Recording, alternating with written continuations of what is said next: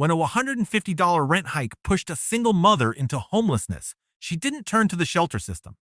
Instead, she used junkyard scrap and a broken washing machine to build a wind-powered off-grid home. If you love DIY survival stories, hit like and subscribe for more incredible builds. $320. That was the weekly gross for Maya, a line worker at a high-volume electronics recycling facility on the outskirts of Atlanta. After federal taxes, state withholding, and mandatory payroll deductions, the net amount that hit her checking account hovered near $260. In the late summer of 2024, the average rent for a studio apartment in the metro area was climbing toward $100.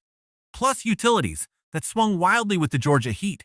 Maya had been balancing these numbers for 3 years, cutting meals to 2 a day and walking 4 miles to and from work to save on bus fare. Her son, 8-year-old Elijah, was starting 3rd grade, and the cost of shoes, notebooks, and school lunch money acted as a constant, grinding tax on their meager existence.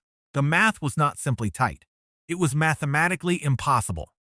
It had never worked for a single parent working for minimum wage, and it certainly wasn't going to hold when her landlord, citing rising property taxes and insurance premiums, raised her rent by $150 that August. When she failed to produce the difference by the first of the month, the formal eviction notice was taped to her door within 48 hours. She didn't beg, and she didn't argue with the property manager. She knew how systems functioned. They were cold, mechanical, and entirely indifferent to the internal lives of those they processed. She took her last 2 paychecks, packed 3 suitcases of clothing, a box of essential tools she had salvaged from the recycling plant, and Elijah's school books into the trunk of her 2005 sedan. As she pulled out of the apartment complex, she didn't look back at the rearview mirror. She was already calculating the cost of fuel versus the potential price of a portable generator. She understood that if she was going to survive in a landscape that demanded constant payment for the right to exist, she had to stop renting her life and start building a foundation on land that didn't belong to a faceless corporation. She drove until the city lights dimmed, the engine hum acting as the only sound in a world that had just officially evicted her. The shelter system in Atlanta was a labyrinth of waiting lists, intrusive intake interviews, and strict rules that required the surrender of one's remaining autonomy. For Maya, the choice was binary. Submerge herself into the state's emergency housing queue, which effectively meant separation from her son and the loss of her employment, or find a radical, self-determined alternative. She spent the first 3 nights in her sedan, parked under the harsh, buzzing glare of a street lamp in an industrial lot, watching the city breathe through its own expensive, toxic exhaust. She realized that the conventional path, renting, monthly utility bills, the unending cycle of debt-based living, was a structural design flaw, not an economic necessity. During those dark hours, while Elijah slept curled in the passenger seat, Maya didn't dwell on the injustice of it all. She analyzed the environment through a technical lens. She saw the empty spaces, the sprawling, unmaintained tracts of land beyond the suburban sprawl, where the power lines ended, but the wind was relentless and free. She knew that in the rural fringes, the scarcity was not of physical space, but of the specific technical knowledge required to utilize it. She began searching for a way to divorce her existence from the power grid entirely. She remembered the massive, forgotten rows of decommissioned server racks and damaged cooling motors at the recycling facility where she once worked. Those motors were garbage to the company, but to someone who understood flux, wire windings, and magnetic fields, they were a power station in waiting. She wasn't looking for a social services handout. She was looking for a mechanical solution to a systemic problem. Her goal crystallized into a specific, measurable challenge. Construct a self-contained, off-grid micro-shelter that could generate its own electricity through the simplest kinetic force available: the wind. She started driving north, following the county roads until the pavement turned to loose gravel, and the aggressive real estate market gave way to forgotten, overgrown fields. Maya approached the local scrapyards not as a pauper, but as a technician with a precise shopping list.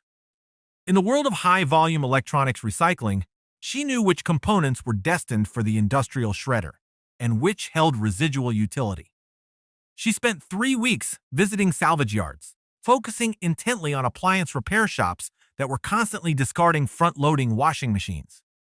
These machines contained BLDC, brushless direct current, motors, which were essentially high-efficiency permanent magnet generators.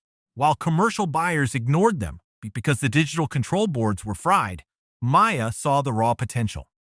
She traded her labor for these broken components, spending her afternoons helping the yard owners sort heavy copper wiring and aluminum scrap in exchange for the discarded motors. She collected 3 of them, along with a heap of structural steel left over from a demolished warehouse on the edge of the city. She didn't have money for professional hardware, so she spent hours on a library computer in a small town, printing out schematics for wind turbine blade geometry. She learned that PVC piping, when cut and heat molded, could mimic the aerodynamic efficiency of industrial turbine blades with surprising effectiveness.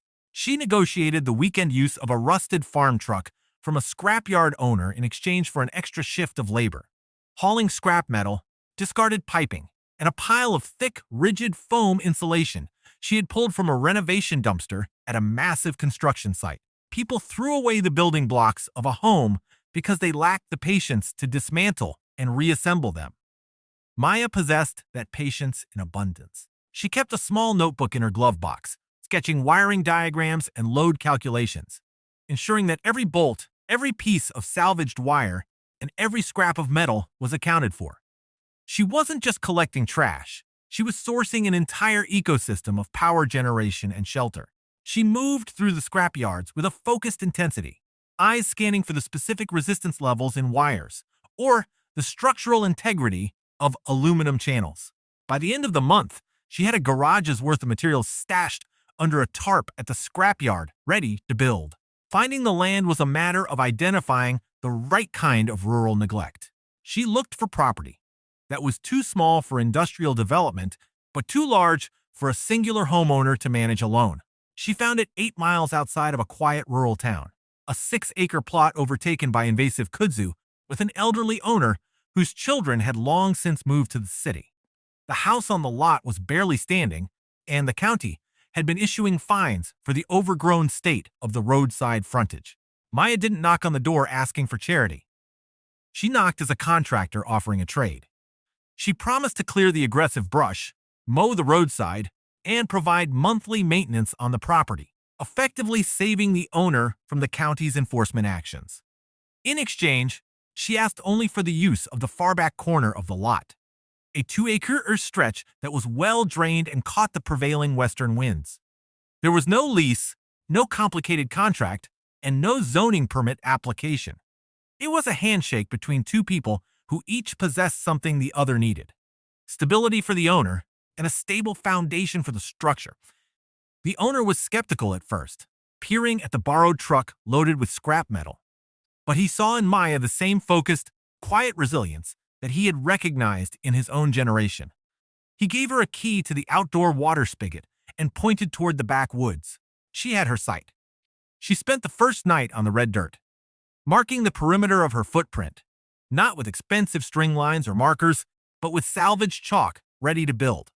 The air was cool, the wind was consistent, and for the first time in years, the property taxes, rent increases, and landlord demands were entirely absent from her equation. Geography determined the viability of the entire project. Maya spent her first 48 hours on the land doing nothing but observing the natural flow of air. She monitored the way the morning mist shifted across the field and how the grass flattened under the afternoon gusts. She needed to place her turbine not just where it looked good, but where it could capture the laminar flow of the wind without interference from the tree line or natural obstacles. She surveyed the slope of the property, realizing that the western ridge acted as a natural funnel, compressing the air before it hit the clearing. She decided to mount the structure on a set of salvaged railway ties, elevating it just enough to prevent moisture rot while keeping it stable against the high torque forces of the turbine. She used a simple, low-tech method to map the wind. A tethered ribbon, tracked over several days to identify the most consistent, high-velocity flow. By the time she began clearing the brush, she knew exactly where the structure would sit and where the turbine tower would rise. The clearing work was brutal, clearing thick, thorny vines, and old debris. But it was the first time in months that her work felt like an investment in her own survival. She wasn't mowing someone else's lawn to make a fraction of her rent. She was excavating the foundation of a house that wouldn't have a mortgage. Every square foot of cleared land felt like a payment made in advance. By the time the ground was level, the local wildlife had returned to the surrounding trees, and the property was ready to receive the steel that would become a home. The site was perfect, remote enough to avoid prying eyes, yet accessible enough to get her materials in. Construction began with a skeleton of salvaged steel. Maya used a cheap angle grinder to cut the warehouse steel beams into manageable, precise sections. Running a 100-foot extension cord from the landowner's barn to power a second-hand stick welder, she welded the frame together on top of leveled railway ties rather than uneven dirt, ensuring the footprint remained under 200 square feet to stay beneath the radar of county permit mandates. The structure was a simple rectangle, but it was heavily reinforced with triangulation gussets to handle the vibration of the wind turbine she planned to mount on the roof. Once the frame was welded, she began the sandwich paneling process. She used sheets of plywood reclaimed from concrete formwork to create the inner and outer walls, with the rigid foam panels from the dumpster packed tightly in the middle. This created a wall assembly with an R value high enough to handle both the punishing Georgia heat and the occasional winter frost. She didn't use nails. She used structural screws she had sorted from a bucket of mixed hardware. The windows were the hardest part. They were tempered glass panels from a defunct office park, framed in salvaged aluminum channel. She siliconed the edges with industrial-grade sealant to ensure the shell was airtight and weather-resistant. The door was a heavy steel security unit from a storage facility that had closed down, which she and the elderly landowner managed to set into the hinges using a steel pry bar, providing a solid locking barrier that felt impenetrable. Watching the walls go up, Elijah began to understand the process. He started helping by sanding the wood panels and sorting the screws, learning the physics of load-bearing structures. It was a shelter born of deliberate design, not accidental survival. Every joint was measured twice, every beam checked for deflection, and every fastener driven with purpose. The turbine was the project's centerpiece, a feat of mechanical scavenging that would power the home. Maya took the BLDC motor from the washing machine, which she had spent 2 weeks cleaning and inspecting. The motor was rated for heavy duty, and its winding configuration was perfect for low RPM, high-torque wind applications. She fashioned the turbine blades from 10-inch diameter PVC pipes she found in a plumbing supply dumpster. By cutting a section of the pipe into 3 equal arcs and heat-bending the tips to create a slight airfoil curvature, she generated blades that could catch a breeze at as low as 5 miles per hour. She attached these blades to a custom hub she fabricated from the steering assembly of a motorcycle. The central shaft was a steel rod she had turned on a friend's lathe at a local vocational school in exchange for cleaning the entire shop. When she tested the assembly by spinning it with a cordless drill, the motor produced a steady, smooth hum, outputting clear, consistent voltage. It was a beautiful piece of engineering. A salvaged motor, pipe scraps, and bicycle parts coming together to create an energy source. She mounted it on a 20-foot tower made from galvanized steel piping, using a hand crank winch and a pulley tied to a nearby oak tree to hoist the heavy assembly upright, securing it with high-tension wire and turnbuckles she found at a farm supply store. The tower stood as a vertical statement in the middle of the field. When the first storm hit, she watched the blades spin and the voltmeter on the wall flicker to life. It worked. The wind didn't charge for the energy it produced, and for the first time, she wasn't paying anyone for the light she was using. She had successfully bypassed the utility company using a combination of physics, persistence, and discarded industrial waste. Managing the power required the same rigorous focus as the physical construction. Maya couldn't afford a professional lithium-ion array, so she utilized 2 massive lead-acid truck batteries she had rescued from a transport fleet scrap pile. While they didn't hold a charge as well as new batteries, she was able to recondition them by using a chemical desulfation process she had studied at the library. She wired them in parallel to increase capacity and connected them to a PWM charge controller. the only items she had bought brand new online for $45. The system was delicate, but functional. She designed the circuit to power a string of LED lights, the charger for their communication devices, and a 12-volt DC fan that pushed air through the shelter. She avoided all inverter-based AC power, knowing that converting DC to AC would result in massive energy losses and increase the risk of system failure. Everything in the home ran on direct current, making it an island of efficient, low-draw energy usage. She built a custom distribution board from a piece of scrap Bakelite, labeling every switch with a permanent marker. Elijah learned how to read the voltmeter. When the needle dipped into the yellow, he knew it was time to turn off the extra lights. It was a rigorous education in scarcity and efficiency. The grid she created was small, but it was entirely hers. There were no blackouts caused by corporate failures, and there were no meter readers knocking at the door with estimated bills. Living in the shelter was a constant lesson in thermodynamic balance. To stay cool in the summer, Maya installed a passive ventilation chimney in the center of the ceiling, using the heat-induced rising air to draw cool air in through the lower vents near the floor.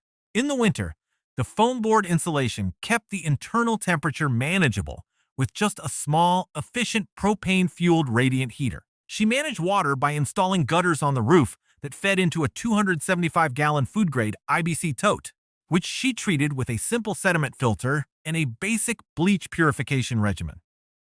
Cooking was done on a 2-burner camping stove, which she fueled with propane canisters she refilled at a local bulk station. The daily routine was rhythmic and efficient. Because she no longer paid rent or utilities, and having secured a new job at a local agricultural supply warehouse just 3 miles down the road, her weekly paycheck, though low, was entirely disposable. She used it to build a small garden, creating raised beds from discarded cinder blocks to grow collard greens, peppers, and tomatoes. She kept the area around the shelter clean, not just out of respect for the landowner, but because the structure was the physical manifestation of her own survival. Elijah didn't know about the Chevy Malibu or the nights in the industrial lot anymore. He only knew that when the wind blew, the lights came on, and their home was warm and dry. They had created a life that operated outside the extractive systems of the city.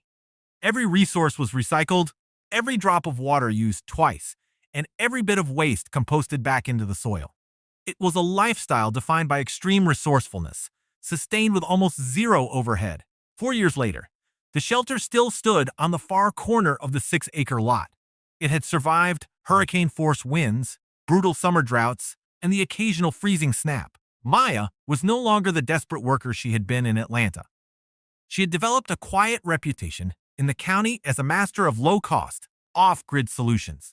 She had helped 3 other families in the area build their own small structures, teaching them how to harvest motors from appliances and how to wire basic battery arrays. The movement was silent, consisting of technical sketches on napkins at local diners and tutorials in the back of public libraries. It wasn't a political statement for Maya, it was a practical one. She realized that the housing system in the U.S. was not designed to accommodate the bottom tier of the workforce. But the workforce was learning to accommodate itself. She saw the wreckage of the modern economy, not as a final destination, but as a source of material. She wasn't just living in a shed. She was living in a monument to the idea that necessity breeds the most sophisticated engineering. Her son was now 12, and he had learned to troubleshoot the turbines, bearing with a wrench in his hand. They had proven that a home could be built for a few $100s if one knew how to look at the world differently. As the sun set over the field, the wind picked up and the turbine began its steady, rhythmic pulse. The lights inside the shelter flickered on, steady and bright, independent of anything the outside world could take away. Maya looked at the power readout, then at the garden, and finally at her son. She had won the battle against the system by refusing to play by its rules. She had built a fortress of independence on a foundation of scrap, and it was never going to be taken away again. If this story of ingenuity resonates with you, please subscribe for more. Where are you watching from? And what is the first thing you would salvage in to start your own build?